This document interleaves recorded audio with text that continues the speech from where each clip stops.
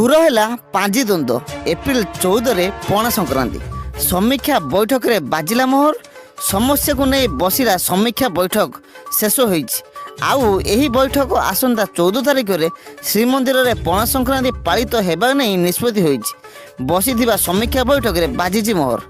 खबर अनुसार बजार रे किछि पांजी मिलुनी जेउथिरे एप्रिल 13 तारिख रे पणा संक्रांति उल्लेख रही हेले श्रीमंदिर प्रशासन द्वारा स्वीकृति राधारमण पांजिका एवं आउ किछि गणनाकारी एप्रिल 14 पणा संक्रांति पालन नहीं तथ्य देइथिले।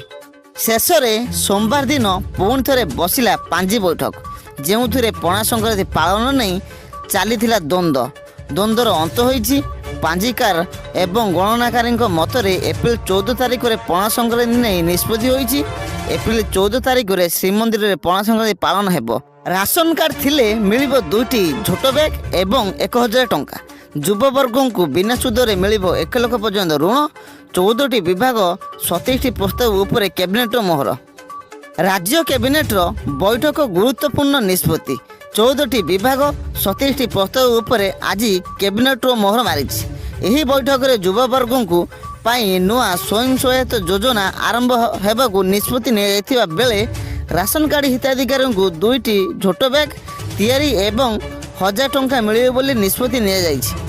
एहा द्वारा राज्यर 95,90,000 हिताधिकारी उपकृत हेबे। अन्य पटरे युवक वर्गों पाई एही स्वयं सहायक योजना 1 लाख टंका पर्यंत ऋण जोगाई देबे सरकार। व्यवसायी पाई बिना सुधरे 1 लाख पर्यंत ऋण पाइबे। 18 ରୁ 35 वर्षीय युवक और युवती तेबे ऋण परिशोध करने अवधि 4 वर्ष रहिबो। एथिपाई राज्य सरकार 448 कोटी टंका खर्च करी सहर में युवक युवती मानक पाई युव उद्योगी स्वयं शहरी योजना प्रणयन हेबाकू कैबिनेट निष्पत्ति निया जाइछि। धन्यवाद। भिडियोटी आज एतिकी। जदि आम भिडियोटी आपको भल लगी थाए तेबे भिडियोटी को लाइक करेंगे, सब्सक्राइब करेंगे, कमेंट करेंगे एवं सांग मान सहित शेयर करेंगे।